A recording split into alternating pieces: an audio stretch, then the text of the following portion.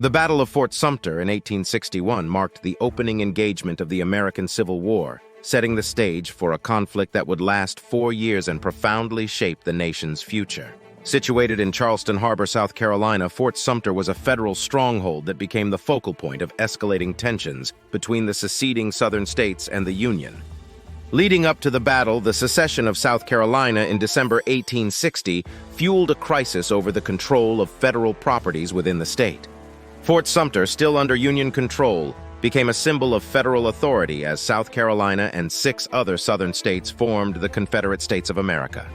The fort's strategic location made it crucial for both the Union and the Confederacy, and its possession was seen as a significant political and military advantage. Major Robert Anderson, a Kentucky native and a Union loyalist, commanded the fort. As Southern hostilities intensified, Anderson, anticipating an attack, moved his small garrison from the indefensible Fort Moultrie to Fort Sumter in December 1860.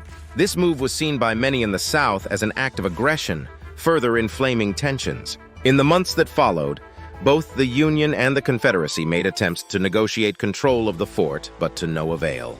President James Buchanan, before leaving office, attempted a relief expedition to resupply the fort, but his efforts failed. When Abraham Lincoln took office in March 1861, he was faced with the urgent challenge of reinforcing Fort Sumter while avoiding acts that might be viewed as open aggression. Lincoln's decision to send supplies to Fort Sumter, but explicitly not arms or additional troops, was intended as a peaceable action. However, the Confederate government, led by President Jefferson Davis, perceived the move as an act of provocation. Determined not to appear weak and to assert the sovereignty of the Confederacy, Davis ordered General P.G.T. Beauregard to demand the fort's surrender before the Union supplies could arrive. On April 12, 1861, after Major Anderson refused to surrender, Confederate forces opened fire on Fort Sumter.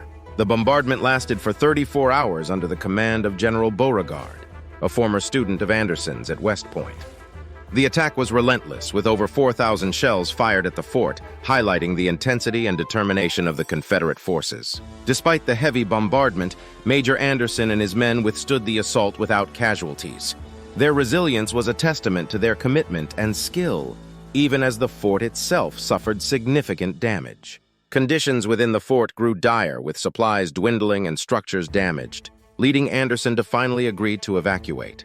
The surrender of Fort Sumter on April 14th was a significant victory for the Confederacy, boosting Southern morale and cementing the resolve of the secessionist states. The fall of the fort was a clear signal that the conflict would not be resolved through negotiation or political maneuvering, but through armed conflict.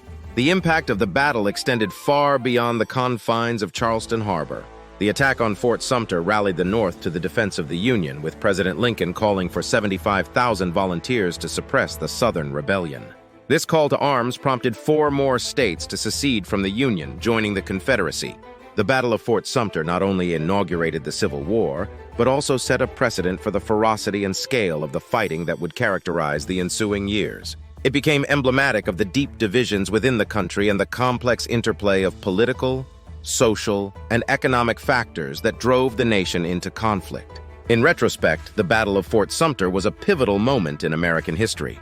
It represented the culmination of decades of sectional tensions and was the spark that ignited the most devastating war in American history. The legacy of Fort Sumter continues to resonate, reminding future generations of the cost of division and the value of national unity.